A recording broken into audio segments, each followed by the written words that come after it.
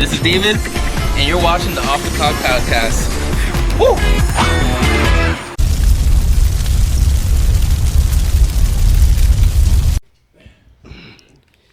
And we're live.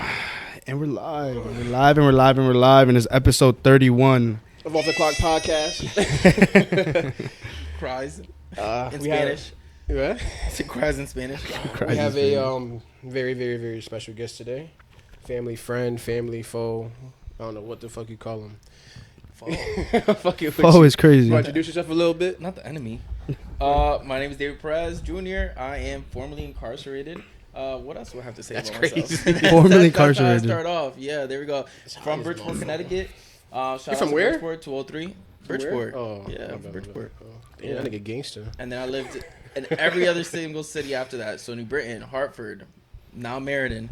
Damn, no blow us. New Haven. Yeah, literally everywhere. Hey, you dropped the Addy.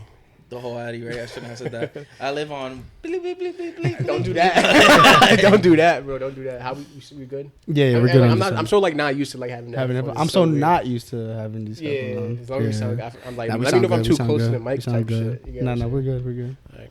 So, for understanding, you did time in prison. I did do time in prison. And how long? Prison and jail, I guess. So I did. What was I gonna say? So I was sentenced August 26th, Of what year? and then of 2020. Fuck. 2020 fuck? 2020 fuck. 2020. What the fuck? Was it 2022? Yeah, 2022. So I Oh, was like sentenced 2 years August ago. 26th, 2022. Went to New Haven County Jail for about 2 weeks. After that, I was transferred to Walker. And Walker's like a level 4, level 5 facility. And I was there for 7.5 weeks. And then after that, I got transferred to Willard, which is now closed. I was in Willard for about a month. And then I got transferred to Cybulski unit. For anyone who is watching that podcast and sees Cybulski unit, I was in E-Dorm, which is Echo Dorm, which is the second chance unit. Second chance unit. Honestly, I don't know. You want to elaborate on Anything that? of what you just said. So the second chance unit is basically like a pre-release unit. So because I was sentenced to 4.5 years, so because I had less than like 4 years to do, usually you get put into a pre-release unit. So it's like a dormitory. If anyone has watched Orange is the New Black, basically it's like a dorm setup. So I want to say it was like 19 different cubes. That's what we called it. So it was like cube 1, cube 2, cube 3, cube 4. So I was in cube 10 and 10 Delta specifically. And that's basically like a cube where it has 4 bunk beds inside of it. 4 bunk beds. I want to say 4 bunk beds, 8 lockers. And yeah, so you live there, but it's open movement. So it's like you only do count time basically. So in count time, you have to be on your bed. After that, it's almost like free movement. You can walk around the day room, play board games, read books. For Bro's in people that college. don't know like Yeah. about that like stuff, like what would you say the difference between jail and prison is? Yeah. So there's a big difference between jail and prison. So the difference between jail is usually for people who are either unsentenced or were just sentenced and are waiting to be shipped out to up the way. And up the way literally means like you're going to a prison. So jail is like almost like the stopping ground. Either you're there to be you're unsentenced or on bail, or you're just there to like stop by essentially, and then they're gonna move you to the intake unit, which is Walker. So everyone that gets sentenced in the state of Connecticut goes to Walker, the A1 unit, and that's the intake unit. And there they basically have like social workers, correctional officers. Okay. You do a bunch of different assessments there where they assess your risk level. And some of that what goes into your risk level is essentially like what your education was before you went in, and this was your first offense or not. So like if you're like a game beggar and shit type shit, they'll put you Basically, they'll put you with game beggars if you're not. If they find out immediately that you're in a gang, you're gonna be in a gang unit. Oh, really? More often than Okay. not, so you get separated from everyone. Almost like it's like the gang unit that's usually at Walker, so it depends on what gang that you're in. But if you're not affiliated or you were affiliated in the prior, that's why they take a look at everything that goes into. Can you say what they tattoos. affiliated you with or no? What happened? Can you say what they affiliated you with or no?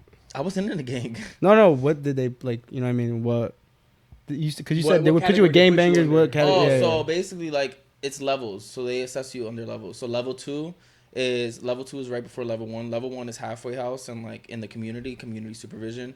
Level 2 is like low risk, so that's pre-release unit. Level 3 is almost like you need to. Level 3 is almost like it's like Cheshire, Carl Robinson. That's where you would go. Level 3, and you usually have more time if you're in the level 3. Okay. Level 4, level 5 are more crimes under like murder, like rape. You know what I'm saying? Level what? Level 4, level Level 5s 4, around there, okay, and okay. those are just kind of like that's more for like Osborne, Brooklyn, and those are the facilities that usually like you go there if you have a lot more time. So if you get sentenced like 15 years, you're gonna spend some time at a level 4, level 5 facility first. So, from my understanding, you did time. So before we get into the jail process, what was the reason why you went to prison? If you could explain it in a brief summary. I can't explain it too much, but essentially, I made a awful decision to get behind the wheel after my graduation party. This was And- what, high school, obviously? No, Or this college? was actually after my college graduation. Oh, okay. So How the old were you at accident this happened, time? like, what happened? How old were you at this time? I was 21. Okay. Yeah, so I was 21. How So old are you now? just 27. Damn. Sorry. So I was at a graduation party, and then I got behind the wheel after drinking, and then someone passed away by the name of Sally Mosher, and so she passed away, and Do you yeah. remember anything from it, or is it blacked out? No, I don't remember anything from the accident. So Really? at the accident, I literally split my head open, broke both my femurs, both my kneecaps, my right ankle, my lower back was broken, internal bleeding. Literally Shit. had to get like some of my colon removed, my lower intestine removed, What the fuck? I didn't know all that. and my GI tract removed. So I was in a Really? wheelchair for about like 6 months, and then it took me like I want to say like a full year, like a year and 2 months to like walk independently without anything. Wow. Without a walker, without a cane. It's crazy because I think I just first met you after that situation happened. Remember when they were doing the ice cream shop down on West Main? Yes, That's when I first met you, and then you Yeah. explained the story. I'm like, damn, like, I feel so bad because you were like, you're a great guy. So I'm like, oh fuck, like, Yeah. college degree and all that. I'm like, shit, like they really about to do this to this dude. You feel me? Yeah, it was. And I remember all of us sitting at the table talking about it, and I'm like, fuck, like I feel so bad for you. Dude. Yeah, it was one of those moments that kind of like came to surprise because first of all, I've never considered myself a drinker, but it was just one of those situations where like almost like everyone does it, where you like drink 3 beers or 4 beers and you're just like, fuck it, I'm gonna Do you get want to into it. like explain like how you were in the mental aspect of things? Like, were you actually cautious, or were you just like completely drunk to the point where you weren't were you, able like, to drive at all? black out? You know what I mean? Because there's like different understandings with people between like them thinking like, okay, I could drink and drive, or was it really you couldn't? But that's the thing. because I there's a feel lot of like- people that could probably drink and drive. I Not feel saying like- that anybody here does that, but Yeah. You subbing me? Well, like Sorry, nah, fuck for with me, you. honestly, like I just feel like I always spread the message of like, realistically, like no one should be even drinking anything and getting into Yeah, the 100%, behind the car. 100%. Yeah. Because I think that was like the notion, especially if you grow up in an inner city and you see the people around you grow up and you see them like, you know, it's normal. Like honestly, if a cop pulled up outside of a bar and pulled over every single person to do a breathalyzer check, how many people outside the bar like Not are everybody are gonna drives fail? drinking So and shit. It's realistically, not like, safe. it's one of those but, things yeah. that's one of those sad things in our society where it's like people get into the car because they're thinking about their own fun, but they're not Yeah. thinking about what happens after. Because realistically, you can drink 2 glasses of wine and you're probably absolutely okay to get into a car and drive course. home and shit like that, Yeah. especially if you spend some time after. But also, you're not thinking about the other side effects of like, will wine make me sleepy when I drink? You know what I'm saying? So these are the other emotions. Because when I course. got into that car that night, I literally, and this is what I said at my sentencing, like I got into the car full like conscious body mind where I was just like, Really? I'm fine to drive home and stuff. And then after that, it's just, You were by yourself? It That's just so blurs out. scary. Yeah, it was by Oh, for myself. real? That's scary. Yeah, that is crazy. But mind you, I was up that same day at like 3:00 in the morning. I worked my job. Then I drove all the way up to Wethersfield from Bridgeport, which is like an hour and 10 minutes. Yeah. And then I got into the car after. So it's like a whole bunch of different. Were you already like closer to destination, or what? What was the scenario? in So that I sense? was driving, I want to say for like 40 minutes before I got into the car accident. So like I drove from Wethersfield to Meriden, which is like what, like 25 minutes? Wethersfield to Meriden? Yeah, happened Okay. at Meriden around exit 67. So Oh, right sure. before you get onto the Berlin Turnpike, which is something that I've always done because in college I drove back like up, Yeah. up like back and forth from New Britain to Bridgeport Okay. time and time again. So right when I got onto the Berlin Turnpike, which is like what I'm comfortable with, Yeah. I got into the car accident. Was it like a red light or stop sign type of shit, or what? It was literally right when you merge onto the Berlin Turnpike, so it was just straight Berlin Turnpike. Oh, So it was like 80, like going into like West Hartford type shit. I'm not sure. It was kind of like where the Dunkin' Donuts is at on the Berlin My Turnpike. bad. I was trying to fix that. My bad, He was bro. just like, hey, what's going on? He was letting me do it too. My bad, bro. You're serious, My bad, bro. Why it sound bad? No, it felt cool to do that. I'm fucking with you. I'm fucking with you. We've reached the rated R version of Off the Clock My podcast. bad. They just mic full in mouth. Oh fuck. Mic full in mouth. Like, 50 cents right there. I love how you just let Did me it get too. on I'm my- like, he's like, Bro's eating I'm that trusting this shit. nigga. I'm like, I bet I'm too close. I'm like, bro, I'm mad close. This nigga smacking the joint. Fucking dead, bro. Yo, get And outta that's how here, you bro. get made a fucking bitch in up. jail, You fucking- basically. That's how you Oh shit! Is he a bitch if he goes to jail? Question mark. He was like this. All Nah, right. it feels so weird. without having It is the headphones, bro. like tongue out and shit. I'm like, Yo, because he's like jabbing me. I'm like, nigga, we Like, wait, hold on. Wait a second. this is a little gay, bro. Yo, That, bro. I'm fucking dead. All right, well, all right, okay, so Fuck, we just changed the whole fucking the whole energy. vibe of the conversation. We were Yeah, dead bro, we were serious. dead Like ass, yeah. And take him out. Yes, take I a mic don't- in your I mouth. Yeah, right. I want to jump on that the topic, you know, what happened. So now I want to get into like more of the prison topic, because I understand that you're gay, right? No, I'm not. Oh, shit. I know he is, I but knew it's he funny was. that I got scared, like, yeah, he's not really gay. It's funny how you ask it, bro. Yeah. I'm straightforward. You're My like- bad. wait, Wait, yeah. you're not though. You're bisexual. Yeah. Okay. You're bisexual. You're not gay. No. Because I don't know too much. For people who don't know, what Depends is on that? the weekend. No, No. I'm just kidding. Depends For on people who don't know what that means, because there's Depends on probably the people who weekend. are like, you know what I mean, unknowledge in that sense. What's the difference I between mean, being gay and For me, bisexual? Yeah, that's what's So- the difference? I hope people fucking know what that Yeah, means, to yeah, bro. break it down, Yeah, everybody yeah, on the yeah. Off the Clock podcast. Break that shit down. Basically, I think for me, I mean, we talked about this in depth actually. We did, One we night did, at the we did. apartment, but we talk. I think about the Charles Kinsey spectrum. So my field of practice is basically sociology and anthropology. That's what I shit. graduated from my bachelor's yeah, with. Charles Kinsey did basically a study. Super. It's a little outdated, but not. The results that he got from it basically just puts everybody on the spectrum of sexuality, whether you believe it or not. Okay. So the outliers of that is essentially that being 100% straight or 100% gay. Those are the outliers. And are you guys listening to me? Yes, I'm No, listening. I'm hearing No, you. I I'm hear you, hearing bro. you. So basically, those are the outliers of sexuality. So realistically, like it's a lot rare for someone to be 100% straight and 100% gay. So I find myself in the middle of that spectrum where it's kind of like I mostly date men, but every now and then a girl will catch my fancy. You know what I'm saying? So you would fuck a girl? Yes, I mean I would fuck a girl. I would be in a relationship with a girl. Oh, yeah, really? So I was my longest relationship honestly was with one of my ex-girlfriends, my first love, and we dated for 7 years until I had to come out to her and tell her like essentially like I'm like, hey, by the way, I'm having these feelings for men. No, and I need is to that when? go out. Wait. Is this when you found out though? That What do you mean? Is that when you like while you were with your ex with the longest relationship? Is that when you found out that you wanted to be with like guys or no? I think I've always known since I was a kid. But it was like to be open about it was confusing though because of the fact that I like both genders. So all right, I mean you just totally missed the cup, but that's fine. It's like just, Is there enough in there? just Bro, did you just pork break? just literally just all liquor. I love how David called me out. Fuck just you. Red Bull all over the couch. He was like this, and just the side of the couch. Like I was like, okay. I try to play it out. I try to bro. play it out. If you don't mind. Yo, you're a fucking alcoholic, bro. No, I'm not. Nah. No, You get me so no, angry. I am not an alcoholic. I am not. But essentially, so yeah, so I see myself in kind of like the spectrum. And back to your question on like if I always knew that I liked men.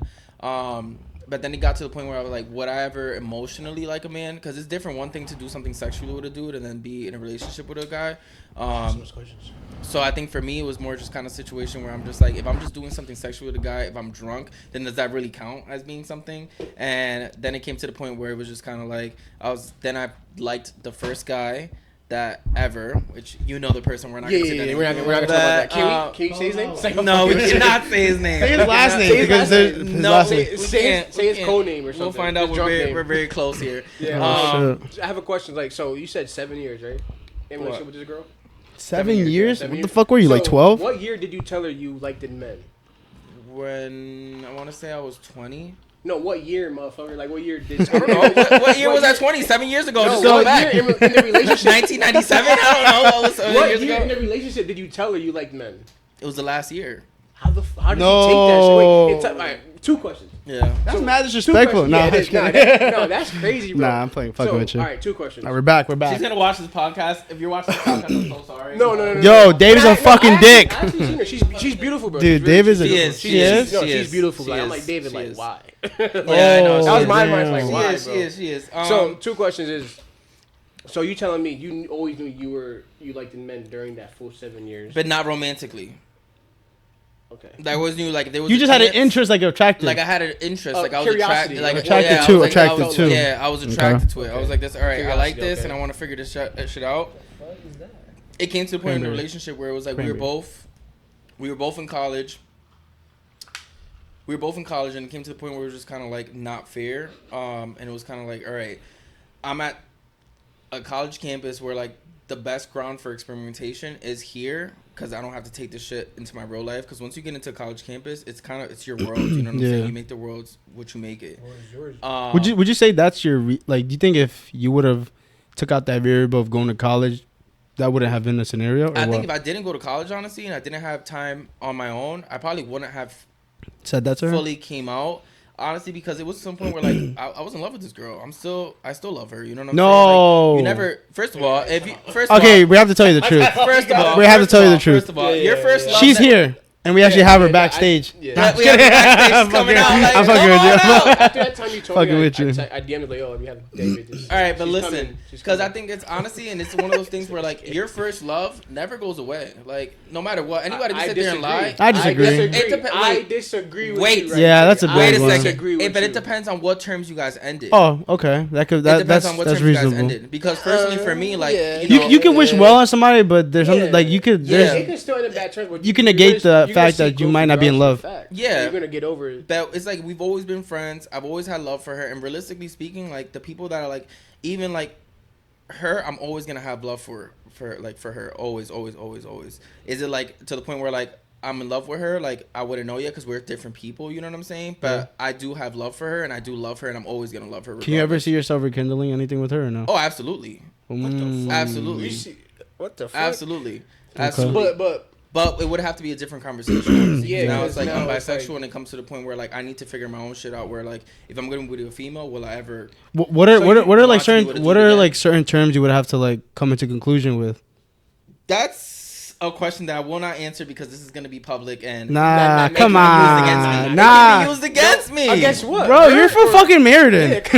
No, I'm Well, fucking with you. I'm fucking Come with on, you. come on. I'm fucking with you. No, it's alright, it's you alright. You can give a little bit though, bro. What do you mean terms? Like as Like in- in certain terms that you have to like come in conclusion with like the girl that you would probably get back with your ex that can make things work and actually rekindle you know your what? I relationship. don't think that I'm fully sure on what terms I would Yeah. need. Do you have anything on top of your head? Like, you know what I mean? May it be like, oh, fuck, I don't even know. Like, You think she would've- because let's be brutally honest. At that point, if she's getting back with you, she's gonna have some suspicion of like, damn, I can't even like watch out for just girls. I gotta watch out for niggas men. too. Like, At that point, you with men yeah, too, like, like, you know what I mean. Let's Which just is say exactly what a man would think if I'm with them. They're gonna think the same thing. Like I'm gonna have to worry about. both. But you don't That's think true. that- That's So true. you don't think that, but that men would like that type of like vibe. Yeah, do men? Okay, this sounds mad stupid. I was gonna say, do men get jealous if you was to fuck with a girl?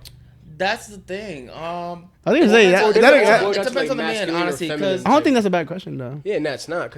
Cause like, what if a guy masculine goes and- like, fuck it, doesn't matter, it's a girl, like whatever. But if it's another guy, they get more offended if you cheated on him So with this a guy, goes- but not with a this girl. goes basically touch on like the gay spectrum, honestly, and I feel like it's a whole like plethora of conversations that we can have on what being gay or what being in the gay community is, because realistically some of it is like very toxic, and most of the gay community, they really don't practice monogamy. Like they practice more like polygamous relationships. Really? I didn't know that shit. Because you got to think about it, like you're in a relationship with a man, and realistically most people that are trying to find relationships with men, it becomes almost like a best friend kind of vibe, where literally it's like it's your homie that you happen to end up having sex with, you know what I'm saying? But you guys are still homies, you know what I'm saying? That's crazy. So it's kind of like That's which is crazy but convenient, but Okay. convenient. But crazy do you as fuck. think it's that reason because the sole fact that in society doesn't have anything to go off of? You know what I mean? Does that make sense or no? I would say You know what I mean? In the Like sense where religiously? no, not Religiously? religiously, just in the sense of okay, like we're all wired to know how a relationship should kind of be based off of like pushing way back to all the old times where it was obviously a man and a woman and how like it would be like let's say the guy goes out and works and gets this and But that. that's an excellent point that you bring up, because realistically, back in the old times, that wasn't the case. Oh shit, Yeah, stupid. like realistically, I mean, when we think about the male and female norms, we think about like the beginning Yeah, of bring it Catholic, closer. like of. I'm not that gay. I'm not that gay. Yeah. Wait a second. Yo, bro said this. Because I dodged it too. I said, wait a second. I was like, no. Bro, start hitting the nay real quick. I was like, not tonight. I don't want it. Yeah, I'm I don't want fucking it. dead. But I think when we think about like Oh when we my think about the God. norms, like we think about kind of like the harmful things that we think about the past and stuff. And one of those is the fact that like normally speaking, it was like male and female that was always the norm when realistically it wasn't. Really? Like, it Back was like then? the rise of Catholicism that essentially like cemented Separated the fact it? that men Or- and female are supposed to be the norm and are supposed to happen. The introduction, like the introduction of the Bible too. But when we think about like even indigenous societies, which is what we should like, they were here before all of us. In indigenous societies, they had these terms called two spirits, which means that it was either male or female that couldn't embody just one gender. Really? So they were there's called two spirited because essentially they were called God's gifts. Because there wasn't enough men for the females, there wasn't enough women for the men. So whenever there was like a child that was orphaned, they would be given to these two spirit couples, which is essentially two people. Like they could be two men, two females essentially, and they would be the ones that would take and adopt these children. So two spirits has been around for like since the beginning of the time. Really? Homosexuality, like just being gay, being lesbian, has been around since the beginning of nature. It's just the coverage of history, and at the end of the day, the people that write history are those who win. That's it. Do you think it's also with the epitome of just like things always change and stories change? You know what I mean? Like in the sense of it just being a male and a female. I think stories change for the benefit of those who are writing the stories. 100%. And that's what I would say. That stories change for the benefit of those writing stories. So if you need to spit out an agenda, or you need to develop a world that makes sense for you, or you're doing it for some divine being, or you're doing it for political reasons or for money reasons, it makes sense for you to write the story exactly how you need to. And people in power are those who make stories. And when we think about historically who has been in power, it's usually like white men who have been in power for most of their lives. So hence why most of our stories are skewed, and why the society that we have now is a society that sways more like patriarchal, you know what I'm saying? Like more like for sure, 100%. men focused and stuff like that. And hence why this is, I think people are uncomfortable with change and like change that's happening in our society now. But realistically, we're just going back to our roots, to a world where people just didn't give a fuck, where we could come to a day where it's just kind of like, if someone comes out as gay, it's gonna be like, all right, so what? Like, do you? I don't give a fuck about who you fuck. You know what I'm saying? I think it's the act of like, now there's such an act of authority and like high ground to the point where it's like they kind of try to picture what things should be like and how things should like. I also feel like it's bigger on like a religious aspect of things. You know what I mean? Especially when it comes to being gay. Yeah, I mean, but when we even think about that, like the anthropological record of the Bible, there's literally people that are studying the anthropology of the Bible, and kind of like how they're people who are literally piecing together the Bible and trying to source and cite exactly where these chapters of the Bible came in from. And one of the most scriptures that people try to say when it comes about the Bible, they talk about how like there's a scripture in the Bible that says that man should not sleep with man, when before, like, anthropological record before that version was literally man should not sleep with child, which makes complete sense as to why the Catholic Church changed it, because they're one of the highest high people sleeping with child. You know what I'm saying? So it's like they changed man should not sleep with child, and we're all in accordance with that men and adults should not sleep with children. And then they change it to man should not sleep with men, because realistically, if it comes to the point where priests are ever caught touching children, they could just refer back to the Bible and be like, no, this doesn't say it in the Bible. You know what I'm saying? Like, we changed it to men should not sleep with men because we're focusing on same-sex things. So they just changed like one portion of the Bible that was meant well, because realistically adults should not be sleeping with children, and then to change to something where it was just kind of like where people were seeing taboo, because multiple societies show depictions of same-sex. Pompeii, for one, they had full murals of people, like the term back then things like that, it was normal. Sure. Kind of like not sad, more of a like why type of moment. Like why do men like girls with girls but men don't like men with men? You know what I mean? Because it's candy eye. That's but it's why. taboo. Yeah, it's candy eye, and that's what people kind of get even if fixated we think about with. like some women appreciate watching male on male sex when it comes to like things. They just like the masculinity of it. They like seeing it, just like it would make sense why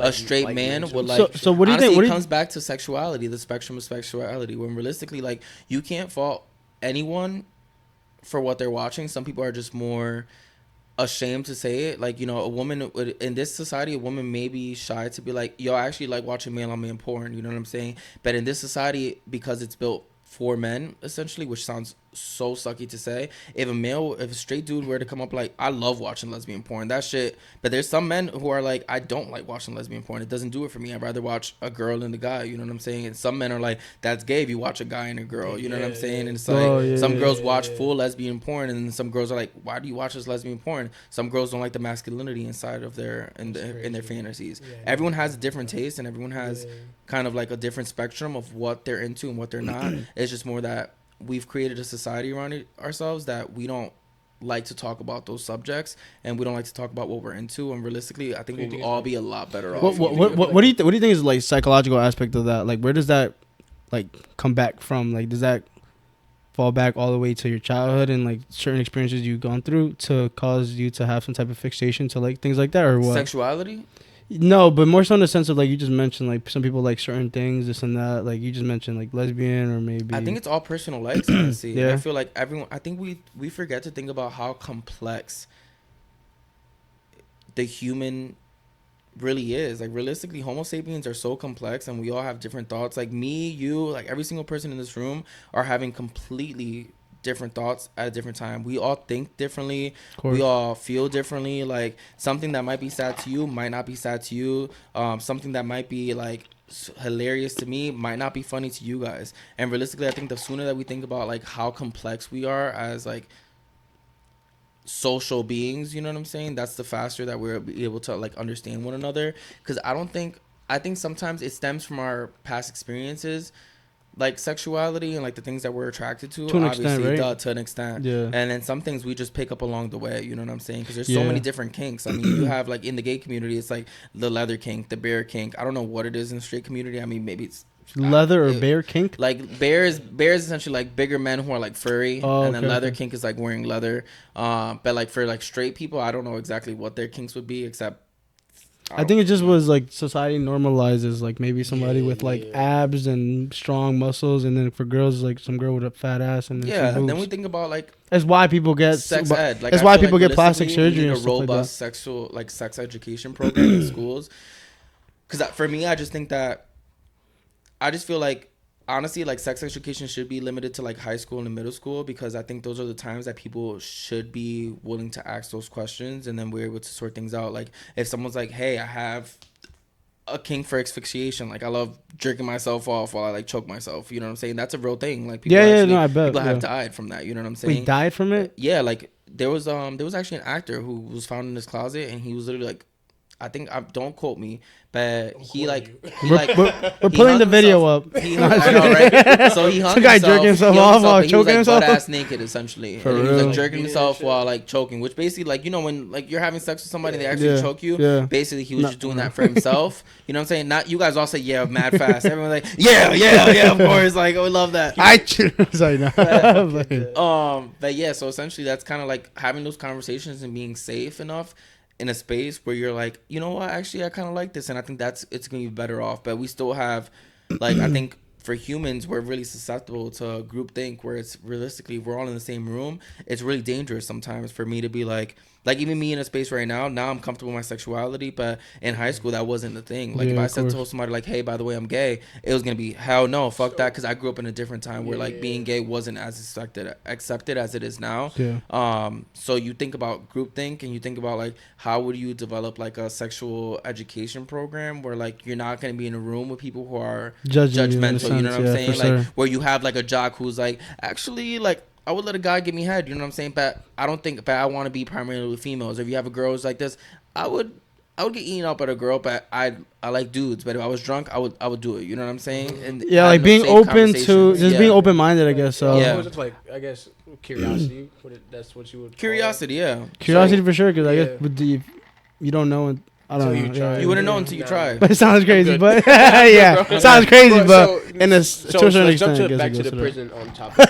How do we go from prison to here? I don't know where he's at. He's uncomfortable, bro. Back to the prison topic. Actually, I just want to. But because you stated like you're uncomfortable in certain situations of expressing the way you are. But how did that go about in prison? Yeah, so that you're gay in prison. I know it's strict. Were you scared to get like Twerked on? Pipe. I mean, twerked on wouldn't have been bad, but rape would have been awful. Reggaeton. Rape would have been awful. You would have had me crying. Transitioning? Like, how did you go with like a masculine mindset, like a deep voice type shit? So yeah, so I went in on some like I'm not gonna talk to anybody at all. But when I went into county jail, and county jail was traumatizing in and of itself. Like I had just got sentenced. I had like 45 of my family there, some of your family there. Oh shit. He's family, guys. He's family, by the way. Yeah, so I had like mad people there, honestly, and then I got sentenced to 4.5 years, and you know I was like stoic, obviously. Then when you get down to the cell, you're thinking about like, damn, what's it gonna be? I remember going down there and I was literally dressed in slacks and like a button-up t-shirt to notice that nobody else was fucking dressed in slacks and button-up t-shirts. But I'm like, you gotta dress with your results, basically. Like I want to make sure I do good. That didn't fucking work. But so when I got to county jail in New Haven, you know, you do the whole like strip, cough, squat, etc. Oh, come on. How many like tattoos do you have? Like spread them, all that shit. Spread them. And I remember getting on the phone call actually, and the first person that I called was my husband, my ex-husband at the time. Oh, you were married? I was married. I didn't know that. That's for the next podcast. So basically, I called my ex-husband, and I'm like on the phone trying my hardest not to cry at the time. He already knew you were going to jail. He was in Qatar actually. So he was in Qatar. He's in the military. So he was in Qatar at the time, and I remember calling him and just kind of like talking. And at the time, honestly, I was on such a like I don't give a fuck kind of vibe, essentially, where I was just kind of like, all right, like it is what it is. You know what I'm saying? Of course, like, this is me. I'm not gonna hide it. Can't do nothing about it. So when I went to the holding cell, which is like the bullpen, essentially, everyone could tell that was my first time. Like they're like, yo, they're like some OG, which OG is just like the older guys. Yeah, OG is just like the older guy in the thing where like you respect, obviously, like just respect your elders. I hope everybody kind of knows situation. OG, motherfucker. So you walk in, and then the OG was just like, he was like, yo, youngin, and I'm like, yeah, Yo. youngin. Yeah, I mean, I was 21. Yeah, you was young. young. Bullshit. Actually, Yeah. I was 25 when I got sentenced. So I was 25. Yeah.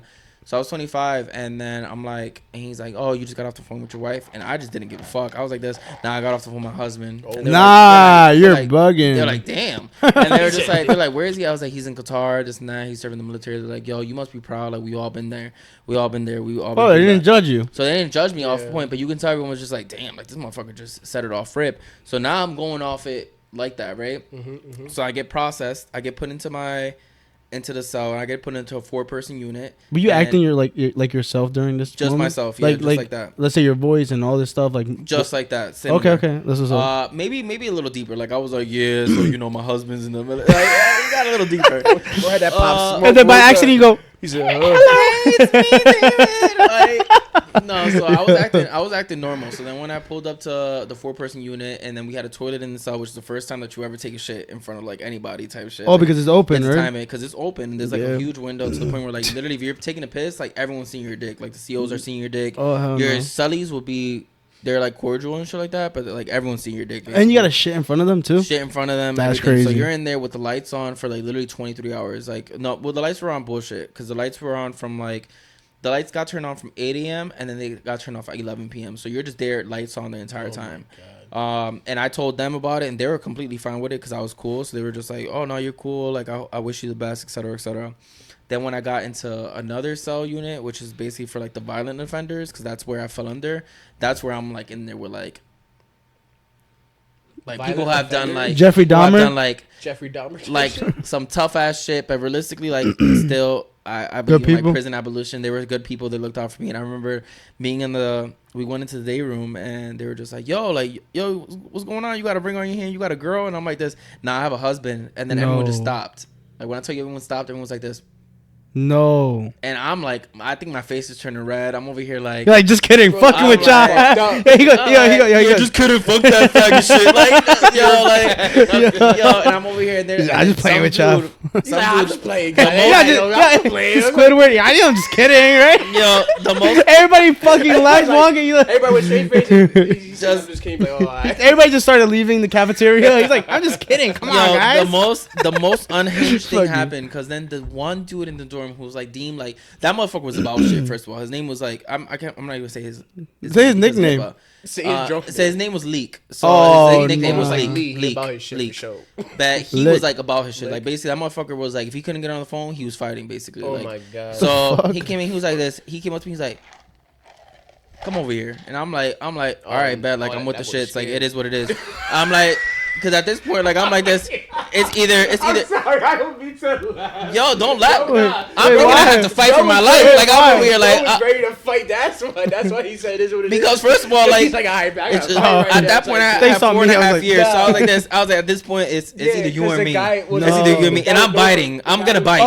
I I'm gonna was bite. for fighting, so he called David over. And David was like, all right, I'm ready. Yo, like I was like, all right, Type what's shit, up? type Like I was shit. like, this is it. Like, Yeah, I'm ready. and then to he fight. like literally gave me that. He's like, yo, you must have got the fucking biggest fucking balls, like for you to just come in here and just say that shit to all of us. Yeah, I was gonna like he was say, like, you right? have no like. Yo, you don't even know where we come from. Like, what if we just didn't? Like, he was like, you know what? I don't give a fuck because honestly, he was saying, he was like, yo, my little brother's gay. Like, don't even worry Wow, about that's it. deep, Like, that's Oh, deep. he was like, I got you. You Don't think even that worry was about like it. your like safe bet too? Yeah, Like, Then You're like safe. the You're Puerto safe, Ricans came over and then they were just like, yo, Papi, we got you. And Oh, some nah. of them knew my dad. So Oh, then shit. they were like, yo, Yeah, Perez. pull in there. And they were just like, I was like, Your yeah. So they dad, knew pull in my there. pops. They were That's like, yo, retarded, like, bro. they're like, I your cut dad was in dad's jail. hair. Wait, put You it in closer jail, to your bro? mouth. He was just from Bridgeport and he like knew a lot of people in Bridgeport and shit like that. So it was kind of okay. like to a situation where it's like he knew a lot of people in there. So like they knew my dad. So after off rip, everyone like Yeah, kind of cool. like kept me under the wing. At first it was like really hard to get on the phone call, like the phones over there, like difficult as fuck. But then after a while, people were like, "Yo, David, come and get this phone real quick." And then it Your felt dad awful, at home, which felt motherfucker. What awful. the But you're fuck? just like, all right, bet, like I'll grab the phone and shit like that. What's your Leak was dad do? awful. Leak was awful with the phones. I'm not gonna Yeah. lie. That motherfucker would just make phone call after phone call after phone call after phone call, taking pins. Yeah. One day he tried to take my pen and he got tight that I didn't get a pen, and I was like, nah, my pen's not working. So I was able to finesse it and tell him because You're one thing like, yo, about my pin doesn't work. He walks away. He goes, He said, "What's up, police officer? Yo, Yeah. I think a pin not working. Let's go." because one thing on jail is like literally it comes to point to like a high school setting where it's like the bullied and the people who get bullied essentially. So like if you're not, honestly, I feel like if you're not from an inner city or you don't have street smarts, like it's really hard for you to survive in a jail because it's kind of like you have to have the awareness. That's why I thank God that my dad has taught me everything that he did, and like now I see all the lessons that he taught me in hindsight when like he was telling me like maybe you shouldn't be so feminine, you know what I'm saying, like all these things. There's It's no okay. way you did that. he's There's no drunk. way you He's did that. drunk. No. He's drunk, guys. Keep going, keep So- going. Fuck, yo. Keep going, keep going, keep going. So basically, bad. like it was like all those lessons that my dad has taught me that I'm like, damn, thank God I have them, and all like the fucking. You're just gonna sit there. Dude, and Yeah. Dude, you should be. You, cut it. Go, I would be embarrassed if I was you. I would be embarrassed right now. me? Nah, I'm fucking with you. So I know I was like, I would have a rash. Yeah. Yeah. I would be like, I would be a little nervous. The ice is literally right there. You should My Yeezys. napkins there, right? Can you just Is he's red right now? Nah, I'm nah, fucking- move I'm the ice fucking if with anything. you. In the first cabinet, I think. cabinet. Thank My you. ass is mad. Give us cold 2 right minutes, everybody. 2 minutes. now. Nah, we're good. We're good. Okay, no, we're good. Special guest is in the back, by the way. Second one, my bad. I think right there. Thank you. Appreciate it. Thank you. Is it? Oh, there's Is it over nothing? there? Is it Oh, over right there? right there. My bad. I'm sorry. Where? Right there. Thank you. Damn, I'm fucking. And you could get in the camera a little bit. Yeah, you can You get in the camera and then They say who see- you they are. see Say your you. name. Say your name. I know. Yo, I imagine. appreciate it. Bro, that's a I'm mad napkin people. lady. So we actually No did one can hire. see, We did hire a new napkin person.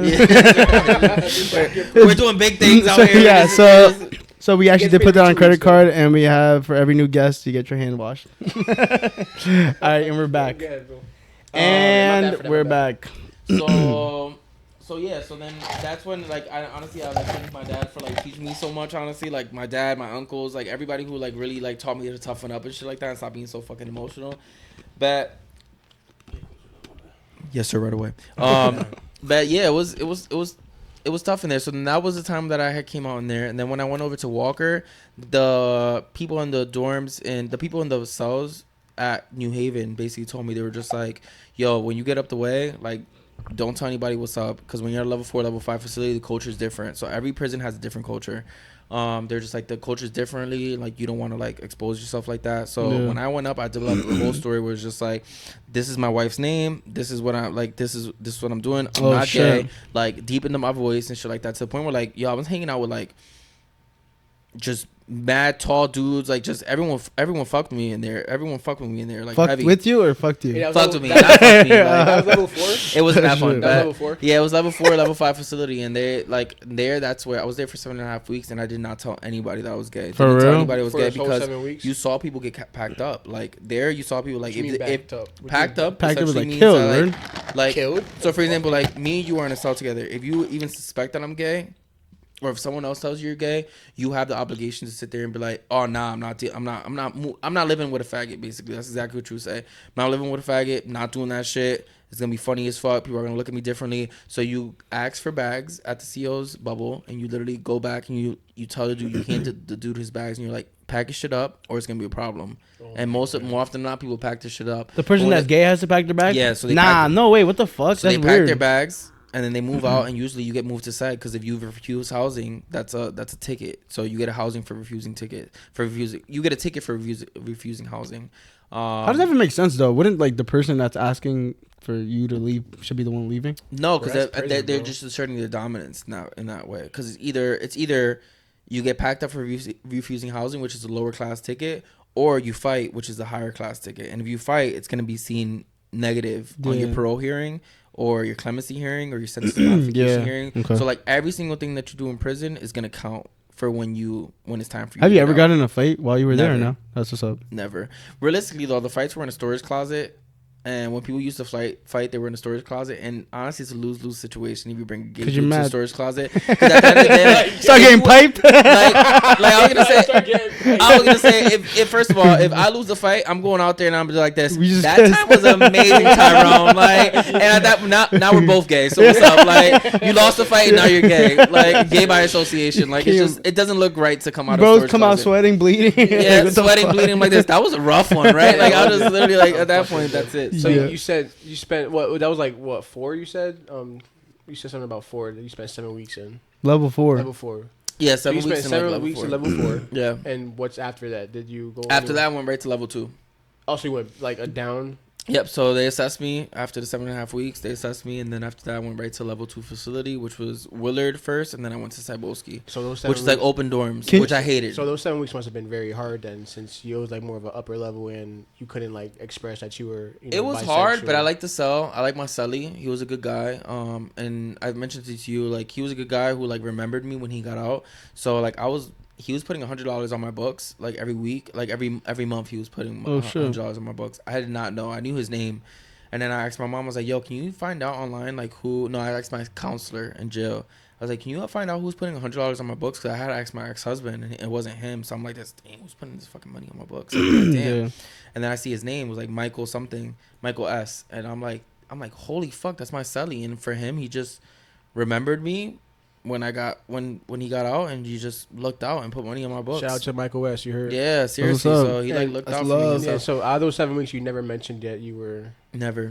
Oh, he doesn't know. No, he still doesn't know. Well, probably. I mean, my name's pretty. Michael S. Come in. Michael S. You about to find out. He's right behind the door. An emotional reunion coming up. Like so when you went back to level 2, it got a lot easier for you, obviously. Yeah, it got easier. I mean, it was still lonely because the first couple of weeks I was like there by myself, and it felt like I was very like it was lonely. Jail honestly is a very lonely experience. It's one of those places where you just don't have a phone, you don't have any technology. You don't get to go on your social media or some shit? No, not at all. Because some people get to, right? We get tablets on a level 2. They get to if they have an agreement with like a corrupt CEO who goes in there and buys phones for them. Oh, really? So that's usually for like up the way. That's for like notorious kind of like prisons and stuff like that. Like for level 2, that's really not gonna happen, honestly. It's more for like time, like people who are really like doing time where you can get like, and you can buy like a flip phone for like $3K or something like that. Like the prices are like insane. But like if you're in there and you're like trying to run shit on the outside still, like it's important. But yeah, so like it's still like very lonely, honestly. And it wasn't until I started finally coming out to the point where like everyone in the dorm was just like, it came to a point where like everyone just really respected me because I was the one doing like the resumes and the cover letters, doing these things called like inmate-led program. I hate the word inmate, actually. That's not person first language. But and then we started doing that, and then it kind of everyone was like, yo, like if you need help, go to David and David will help you for free. Okay, so you know what I'm saying? You're getting your respect in there. Yeah, so I gained my respect, and I came to the point where like people would come up, like new people that came to the bar. I was like, oh, David just said he's like gay. He's talking about he got a picture of a dude up on his bunk. I was like, yo, that's David. Like, don't fuck with David. Like, ooh, my boy, he's cool with us. You know what I'm saying? We cool with him. You know what I'm saying? And if you need anything with him, he's gonna help you out for free. So we're chilling with him. Like, don't say no slick shit about him again. So everyone, it came to the point where like the the culture was changing inside of prison, which was insane because it was like people stopped using the F word. People were coming up to me talking about like, hey, my daughter just said that she wants to transition into being a man. People were talking about how their younger son just came out to them and their son was 14. You know what I'm saying? It was like letting people have tough conversations that they weren't used to having, and having someone so like blatant in their face like, oh, they're out and he's doing fine, like he's walking around truly as himself, which was like so important. You think you changed a lot of like prisoners' perspective on the way they see gay people while you was in there in a sense? I wouldn't say change. Or got like more comfortable. Absolutely. Just maybe within themselves. I think the culture changed. I think honestly, like especially for straight men, it's hard for people to be totally comfortable in their masculinity to have a gay person be their friend. You know what I'm saying? Because they're thinking about all the things. And every time I think about this, like most straight men that are worried about gay men anyways as friends, it's because they're worried that the gay men are going to do exactly what straight men do to women at clubs, just randomly, you know what I'm saying? And they're thinking about like, damn, like they might do the same thing that we do to females that make females uncomfortable, and I don't want them to do it to us. So every time you flip it on the head and they're just like, oh, what did they grab me? And I'm like, this. Well, when you walk past a girl in the club and you grab their hips for no reason at all, like you think a girl likes that? Probably not. Like that's an invasion of space. You know what I'm saying? And once you think about it like that, they're like, damn, I never thought about it like that before. That's like, true though. All that's the times true. that I've invaded a lot of fucking guys do that space shit, thinking that I was able to like do that, and they're worried that a man's gonna do the same thing to them. So I'm like, if you have that same worry, don't you think that females have the same? It's like worry? A guilty conscience type of thing. Yeah. So I'm like, basically, you're just worried about the things that you already do to females that make them uncomfortable. You're worried that a man's gonna do that to you. That's a good take, because that's like before what I mentioned before about like the whole thing of like sometimes people not having trust in their significant other because they fall into like a sense of like projecting their own insecurities. It's what always they a would projection. do and this and that. Yeah, it's always a projection. And from my understanding, you're obviously out. You're here. I heard that you I don't know if you install. Correct me if I'm wrong. You install libraries into prisons now. So that's my job. So I work for a nonprofit called Freedom Reads. Called what? Freedom Reads. Freedom Reads, okay. Freedom Reads. So we're based out of Hamden, Connecticut. We're a nonprofit organization. It started out by Reginald Dwayne Betts, and essentially, he went to prison when he was a juvenile offender. So he went to prison when he was like 17, 18 years old. He did about 8.5 years down in Virginia prisons. And essentially, when he was in solitary confinement, he basically yelled out on the tier, yo, send me a fucking book. Essentially, there's nothing to do in solitary. It's just you, your underwear, time. So then all of a sudden he heard like shh, down the tier, and that was a book. And it was The Black Poets by Dudley Randall. He read it. He started doing his own poetry. And then after that, he devoured books. So like literature ended up being his freedom and his salvation from space, not from space, like acting like this motherfucker was an astronaut. Back from jail. From NASA. NASA, like so he was an astronaut. That basically he found his freedom in that and doing poetry. So after prison, he went to college. After that, he got accepted to Yale. He became a Yale trained lawyer. That's crazy. He became a lawyer. Wow. He passed the bar. And he went to jail for carjacking. And he passed the bar. He became a Yale trained lawyer, became a professor at Yale. And then someone at Yale basically asked him, like, if you had $1 million, what would you do with that money? And he said, since they put 1 million people into prisons, I'd put 1 million books into prisons. And that's exactly how Freedom Reads started. So we're a small team of about like 14 people. And I'm the program coordinator. So I handle the logistics, operation, anything like logistical and operational for like getting libraries, our 500 curated collection, which is like award-winning paperback books that have like novels, short stories, memoirs, science fiction, anything that you can name under the sun, we have them in the collection.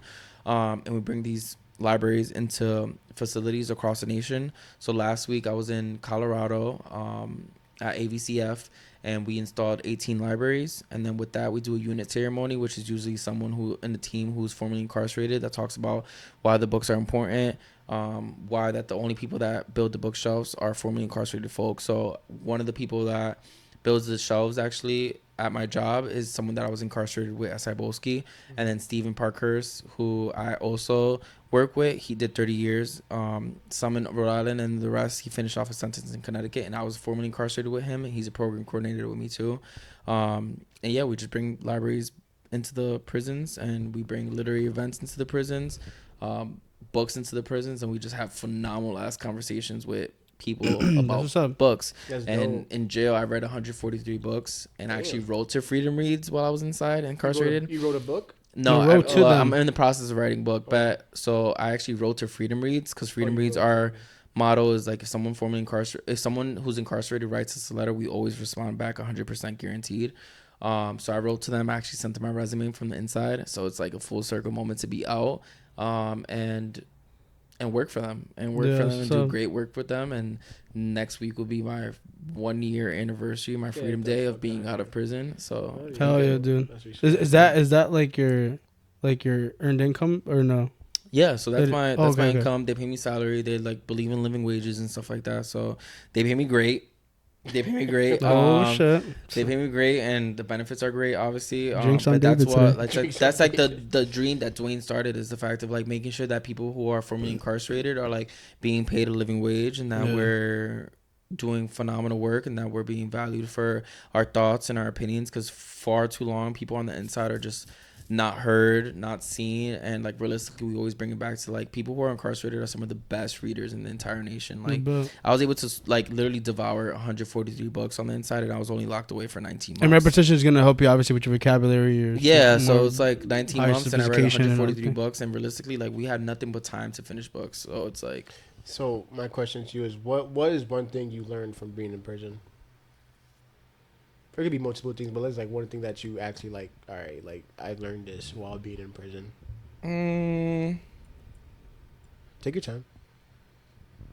Not too long. I learned how to. I learned how to make. I learned how to make prison food in prison. Oh, shit. Like I think ramen noodles realistically- with Ramen noodles. Yeah, I was like ramen noodles. No, it was like meat wraps, fried fish, and stuff like that. But realistically, honestly, I learned like the power of like brotherhood. Honestly, like what's up? of going in there with no bias, because I think far too long people.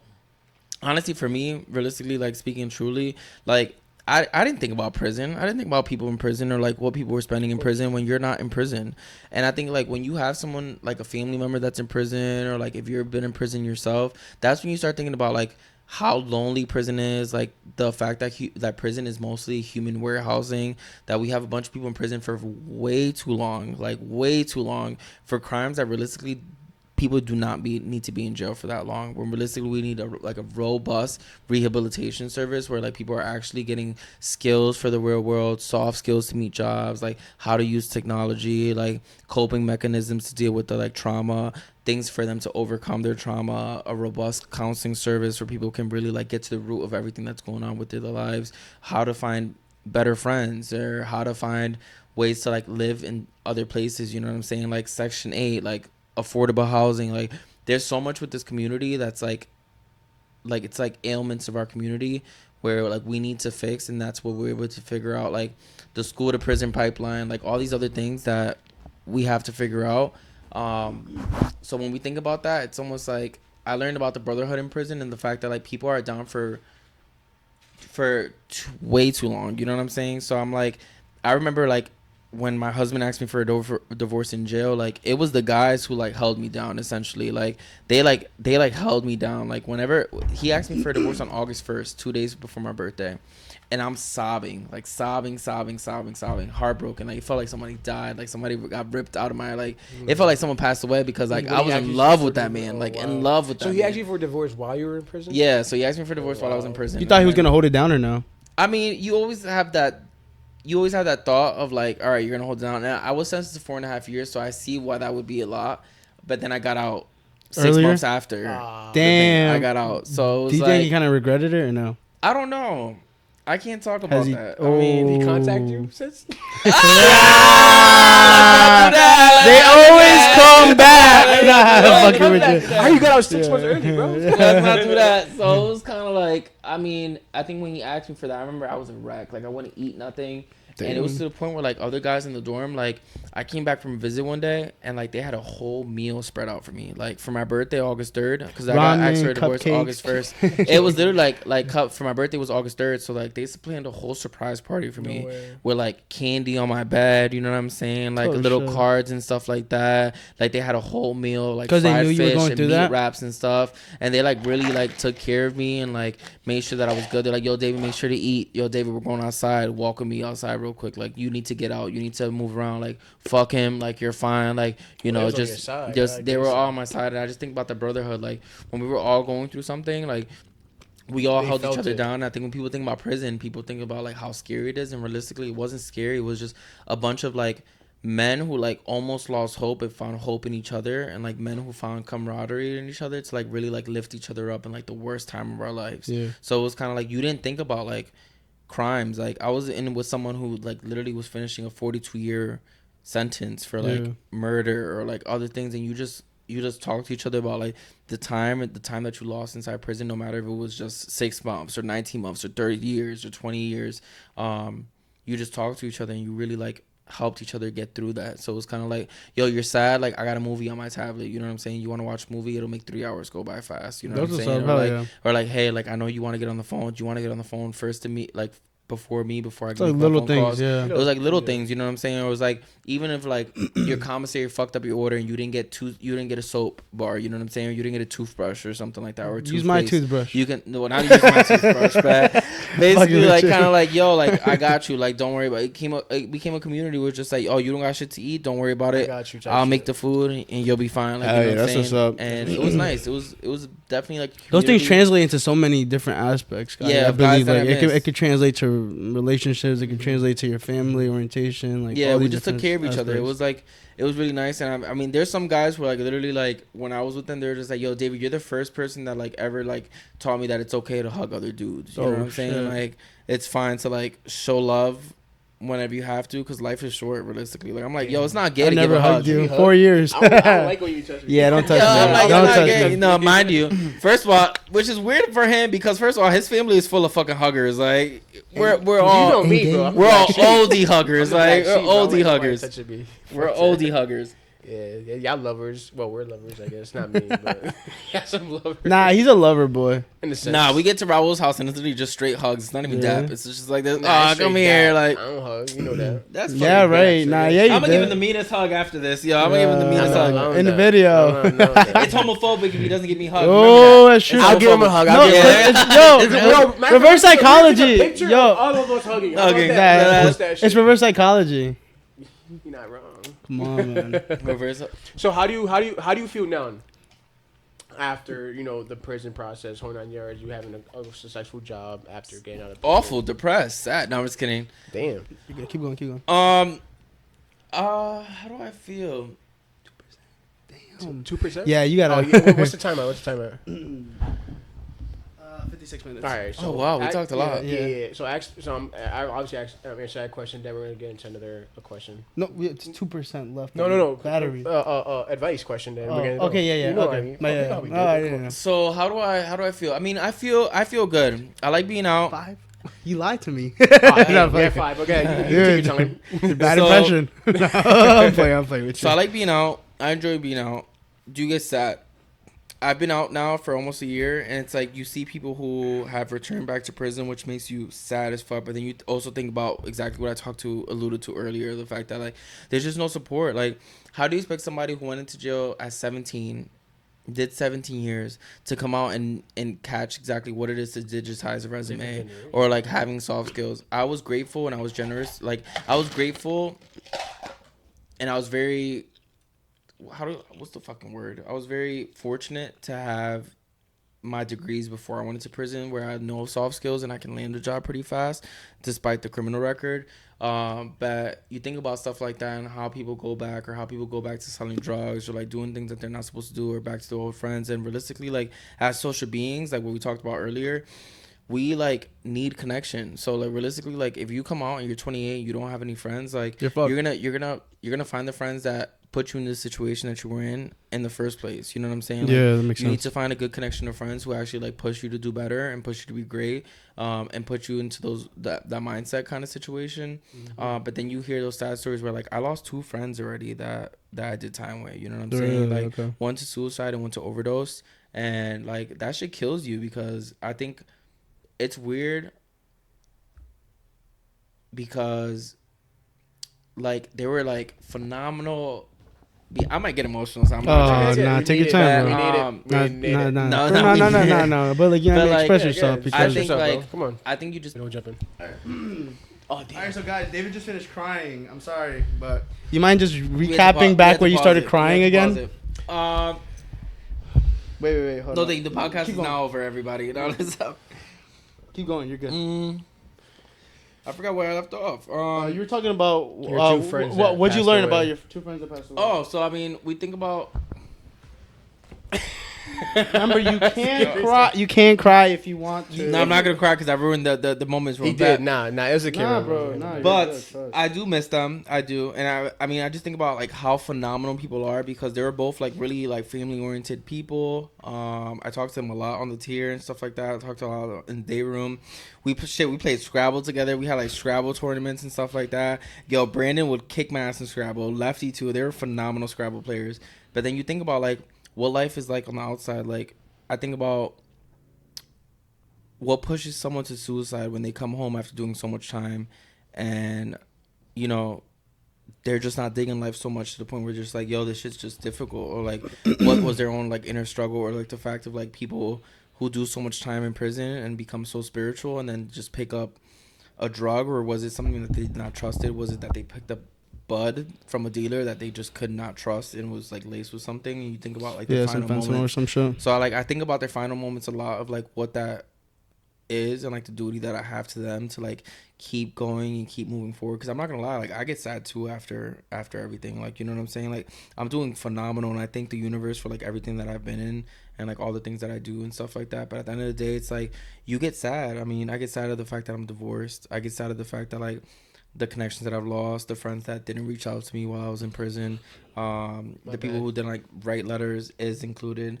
Come on, I wrote you once. Didn't write me not one fucking letter. Oh, you guys hear that? Wait, You guys hear once. that? Did family ever wrote you a letter? Yeah. What? Family, you never wrote Yeah, a we letter? wrote you. And there was one time I was Raul Key. We wrote you. At the same Oh, they time. did? I was with Okay, them. so- Yeah, I was with them. Like, yo, put Izzy in down So he did. So So they he wrote did, a whole letter, and he goes, "Yo, just add is." He's like, it was just like this ant is at the bottom and like in like cursive, just and is. then a kiss Bro, I lipstick. always ask him, how were you? Yeah, You know what I mean? yeah. I always ask him. But I mean, you think about that, like you think about all of that, and then when you think about how different life is after, I mean, I'm doing so much better than I was before, just financially, school wise. I get my master's on May 11th, which Hell is like, yeah, dude, phenomenal. congratulations, bro. And it's like I'm almost done with my book that I'm finishing writing and stuff. So it's like all these things that I'm doing, but I gotta like make sure to remember to keep everyone that I did time with like at the forefront of everything that I do. Because they protected me, they kept me safe. They were like my big brothers in there.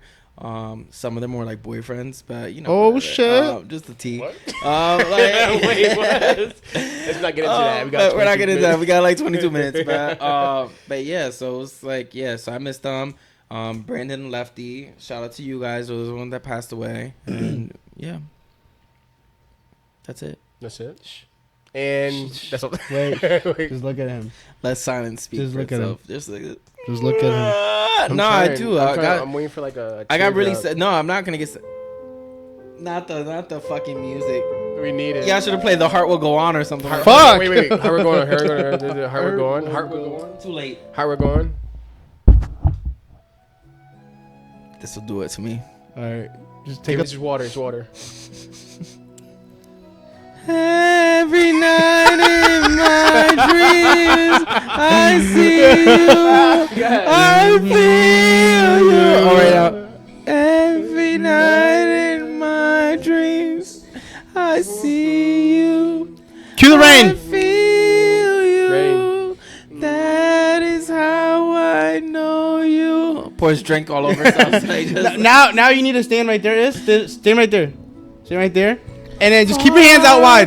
And then go behind him and hold him like fucking. Hold him like fucking. That's gay. Like, That's gay. Hold him like Jack and Mary. But all right, we're back. My bad, guys. We just needed off the clock podcast. We just needed David, I appreciate leave you off for on coming. brother, for comment if sure. you want me to come back for a second one because this conversation was good and we didn't finish facts. it. Facts. Yeah, well, Facts. I would definitely want to get. We more have to have feedback, like a you know? second part Yeah, for like sure. other things we want to get into. you're very But I feel like we got to have at least a broad aspect of yourself. Broad, actually, I think we talked about everything. We're like Yeah. this. So, what kind of slide you slid down when you were in middle school? Yeah. I'm like this. The red one. So where's your trauma? No, I was You're kidding. trying- Where's your trauma? That's it. Should we try the typing technique? Yeah, Like, I definitely want to touch more into like a relationship aspect with you for sure. Like, Next that's time. interesting Next time, yeah, I to think the understand, relationship. like, how Because we the do fuck like to you get from- into that topic. hell yeah, Because so- he's he's gay, and then I'm in a relationship. So Yeah. Oh, okay. Yeah. Gay relationship too. Oh, that's cute. no, come on, come on.